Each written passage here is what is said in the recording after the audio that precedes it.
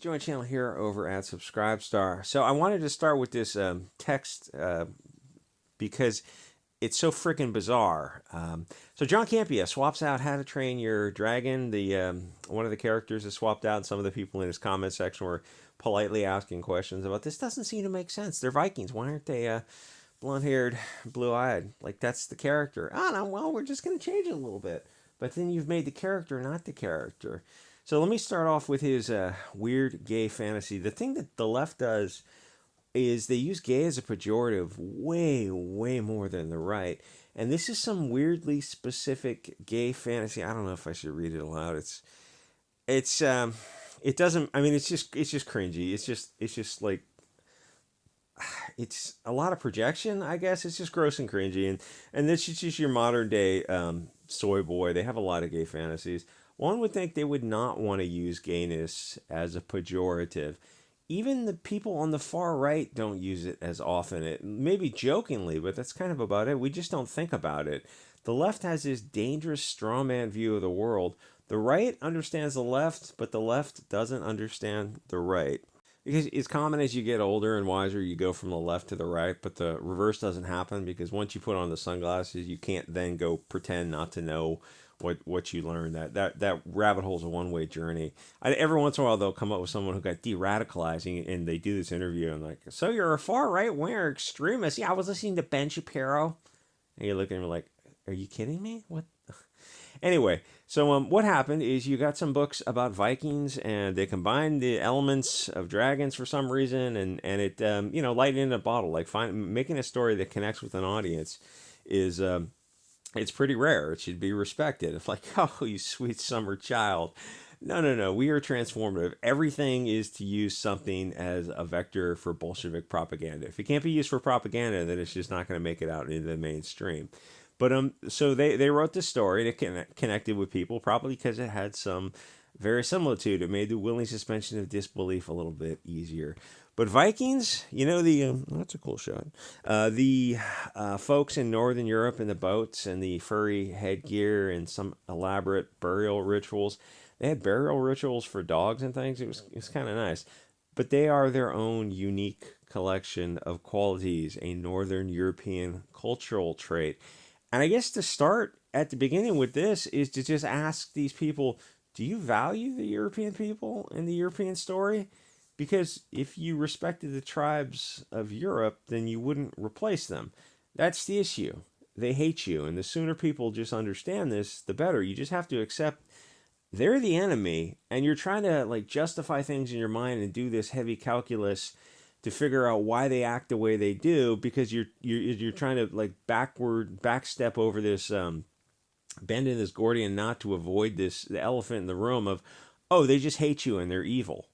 That's the missing puzzle piece. And once you put that thing into place, it's like, that all makes sense. I don't have to avoid. I can shine a light on this thing. I don't have to like do this weird topological mapping to avoid this elephant. It's like, oh, they just hate you and they're evil. That's why they do it to you and they don't do it to any other groups of people because they're evil people. So this chick writes this book and they get picked up and made into various forms, video games and now a live action. So great, you got a story that people dig. That's hard enough to do. You realize like how many books get written every year, thrown against the wall. Most now is probably all self-published. Try to get eyeballs on it through Amazon and social media. Try to get a footprint. Try to get something out there to connect with an audience. The stuff you're seeing is like 1/10%. And most stuff fails, and that's just the way of the world. So when you actually find something that connects with an audience, you would think that you would respect that, except, of course not. So you got a story that people dig, except when they cast for the film, this is the character, blonde-haired, blue-eyed, Viking, Northern European character. They didn't cast the blonde-haired, blue-eyed character. They cast this instead. Blonde-haired, blue-eyed character, the Scandinavian Viking. No, they're not all blonde-haired, blue-eyed. But this character specifically that was the alpha and omega of the character, a blonde-haired, blue-eyed, fair Northern European Viking. That's the character. Miles Morales is Spider-Man.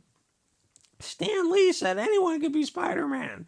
No, you're misquoting him. He said he was talking about in the comic universe because the character wasn't wearing a mask. The kids in the comic universe could imagine themselves as Spider-Man. He didn't say anyone could be Spider-Man, but I guess that's a different video. Maybe the next video.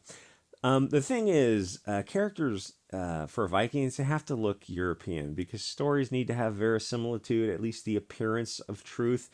John Campea is wigging out over skin color and eye color. And the left wing does this all the time. They specifically mention just the color as if that's the only distinguishing factor between groups of people, and not other character traits and other aspects of the biology, like the cognitive abilities, and not just that, but like not just the analytical stuff, but the culture is going to be downstream from genetics, and it's like no, it's just skin color, it's just skin color. It's like no, they're entirely different groups of people. Humans aren't these fungible cogs in this Bolshevik machine, but they seem to think they are. It's DNA. African, sub-Saharan black Africans are not the most northern part of northern Europeans. They're different creatures. They've been different creatures. The character is blonde-haired and blue-eyed. That is the character. She is a northern European person. If you change the European for a black actor, how are you honoring the artist's original vision?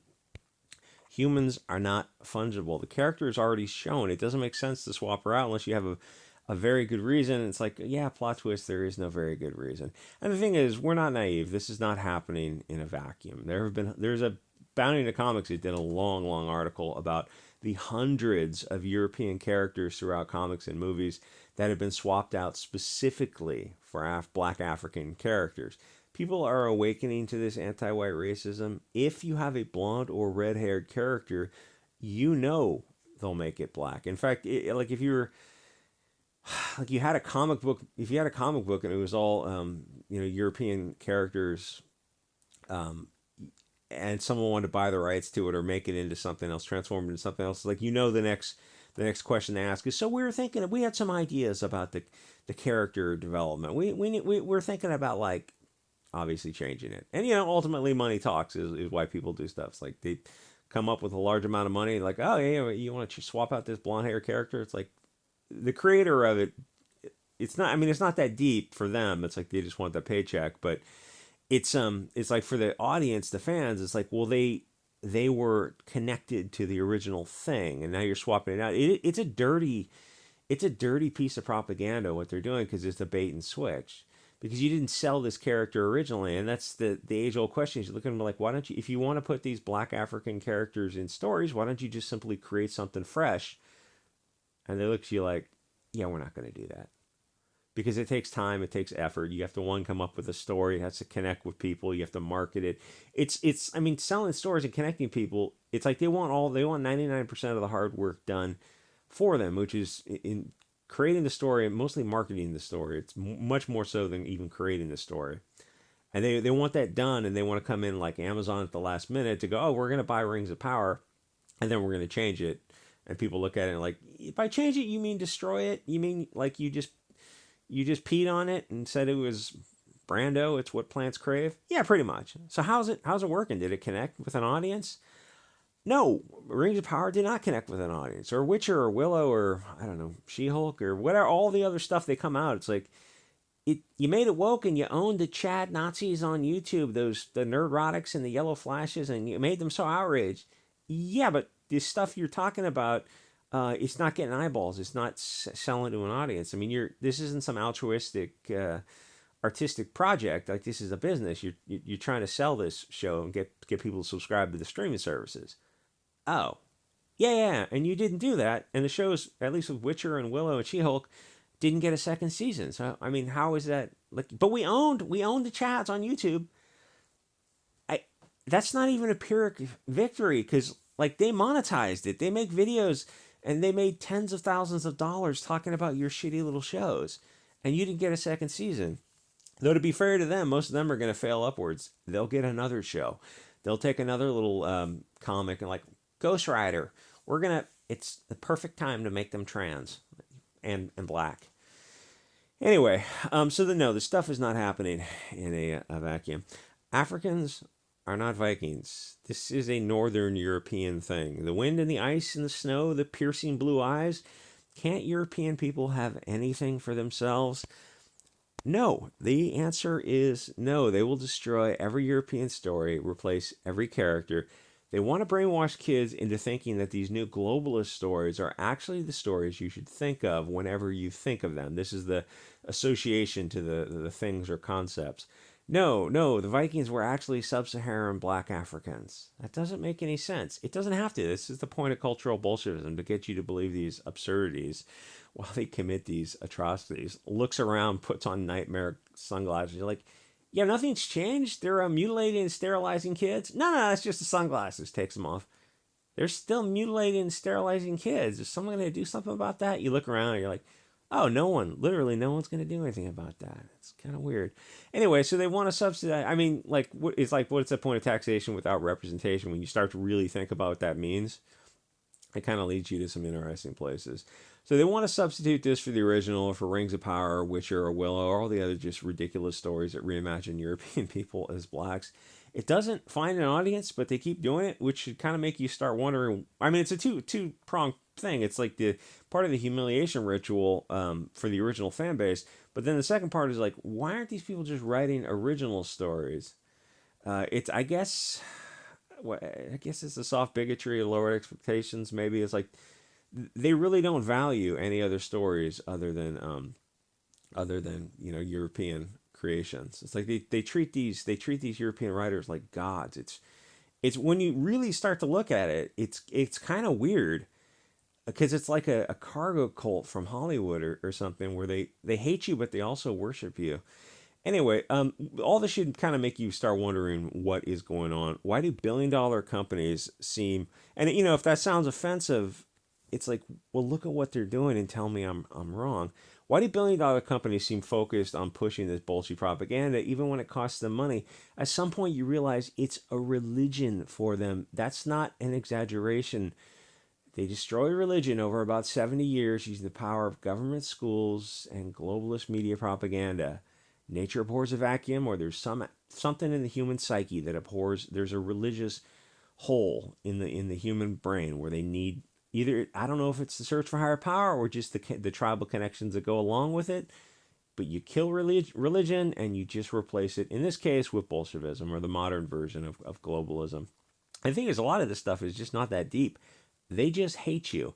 So I don't know anything about this particular soy boy, but I guess he's kind of in the Kevin Smith situation. But he has to live. This is the character. Yeah, she looks just like a blonde-haired, blue-eyed, fair-skinned Northern European, Scandinavian Viking. A mixed African girl is a perfect person to play the role of a Viking. That's ridiculous. I don't even know if Africans had dragons in their mythology. Maybe they did. Maybe everyone did. The thing is, and the thing is, I don't think they had sailing ships at all. Like, they were not a seagoing people, I don't think. So I mean, none of this makes sense. It's like, what Vikings look like. So I think he's kind of in the Kevin Smith situation, where everything that comes out of Hollywood, if he wants to stay on their good side, he has to just get his knee pads out, and like his weird gay fantasy in there about guys enjoying each other to completion. That's a weird bit of projection. It's just weirdly, oddly specific. It's not like just calling somebody a bundle of sticks and not really meaning it, or just saying an idea is gay. It's you get a specific fantasy. It's kind of disturbing. It's like when somebody says something that's too much information, you look at them and you're like, okay, that I kind of wish I hadn't heard that. And look at you a little bit. I don't know what his sexuality is, but anyway. So if you remember Kevin Smith crying over Star Wars, you can look that up on YouTube. It's right up there with Monday and Matt Jarbo crying over I don't know what he's crying, or he got 100,000 subs, and then he I guess he was mass reporting people, and then he kind of anyway. So he was crying because he wanted Disney to hire him for a streaming show, because that Disney money is no joke. It's like, yeah, I'd probably cry too if I was Kevin Smith. I love Star Wars so much. It's like, okay, Kevin, we'll hire you to do some streaming show that nobody's gonna see, but for him, it's still $1 million paycheck. So maybe Campia is just kind of virtue signaling to his puppet masters. He tells his audience to unsub, and he knows like the attention that he's gonna get is maybe 1,000 people unsub, maybe a few thousand people, but you're not watching YouTube in most cases because you like the person. It's just infotainment, and maybe you like the presentation. but it's more that somebody is just talking about an area of something that you're interested in. YouTube doesn't have like fan bases for the person who's presenting the information. It's not like being a rock star in the '80s or something. I mean, for like these bigger people, like even PewDiePie is probably the biggest YouTuber. Like he doesn't have a fan base that's specific to him. Not really. That kind of stuff is more like in Japan or something where they have these kind of like things. So like he knows maybe he lost a thousand subs or something, like people just got tired of him, but they're not listening to him. Like they know he's a left wing soy boy, and he also knows that the attention it's going to bring him is going to result in channel growth in a couple of weeks, and also it's like he's virtue signaling to his masters that he's on the side of the good and the light. Yeah, this is not a Viking. This is not a blonde haired, blue eyed, fair skinned Viking. Campia. This doesn't make sense. It doesn't mean she's not a great actor for whatever role she's been in. She's not blonde haired and blue eyed. She's not. It's not just the skin color. It's the DNA. She's not European. Do you value European people or not? And then they just started like backpedal and hedge and haw. It's like, wait, you really don't like European people, dude. It's like you just another anti-white racist in a long string of racists. So anyway, tells his audience to unsub if they don't like to see the characters destroyed. And it's like that's all it takes to fail a purity test. Just want to see the characters as the artist intended, transformative versus curative. Does race matter to them or not? If not, then why would you change it? And they don't seem to have an answer to that one either. They say they value representation, but so do the European people who were the original characters in the show, the blonde-haired, blue-eyed Astrid, I think. So the thing is, race matters to them very much, and it should matter to you also. It's kind of game theory. They're focused on this thing to push a narrative. The mainstream normie right wing just wants to passively stay still. It's really nothing more frustrating than that kind of controlled ops, right? We're on the right wing. It's like, no, you are manipulating this tight little spectrum of allowable discourse. And anyone who goes outside that spectrum, you will destroy them just as fast, if not faster, than the left wing will destroy them. So they're trying to stay still, but the left is moving left. And when you're trying to stay still, it's like you're incrementally getting dragged to the left. Surely you see this because you're not even the conservatives of your father's generation or of your grandfather's. Like the modern normie, middle of the road right wing now would recoil in horror at the beliefs of their grandfathers. Like, well, what does the word conservative mean to you? You're not like, what are you conserving? You're conserving like, oh no. Our gay pride, anal sex, drag queen story hours are more based than the left wing. Yeah, that's where we are. It's like, hey, the Charlie Kirk thing where the Groypers asked him, like, what part of anal sex is a conservative value? And he didn't have an answer to that. It's like, well, we're just going to deplatform you. Or Faith Goldie getting disinvited from an uncancelable event. I think it was Ben Shapiro and Jordan Peterson's event. Or like a couple people got disinvited because they were, free speech. What, isn't that a right-wing value?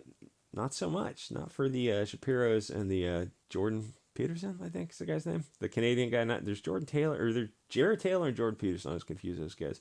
One guy's super based, and one guy's just kind of a drug-addicted corporate sellout. Don't do benzos. Ever. That is, you saw the road that he went down with like, what? You're a psychiatrist? Or no, he's an anthropologist or something. But like, surely you know how dangerous drugs are. This is not just a joint like every weekend. His benzos are very, very serious. Anyway, so if you're trying to just stay static, then the dynamic group is going to drag you to the left. And it's like, we're staying still. No, you're slowly being dragged millimeter by millimeter to the left. The real right is actually moving to the right. And when you do, you realize how dangerous the mainstream right wing actually is, because they're not on the right. They're on the left, but they're just like 5 years behind the left. It's like this spectrum of far left that's just going further left to the right end of the left spectrum, but they're all moving to the left, where the right, the real right, is moving to the right. And both the left and the right look at the real right that's moving to the right and call, oh, those are far right extremists. Those are all federal agents. But anyway, this John Campia video is doing a lot of heavy lifting. I know. Anyway, like, comment, subscribe, and I'll see you guys all next episode.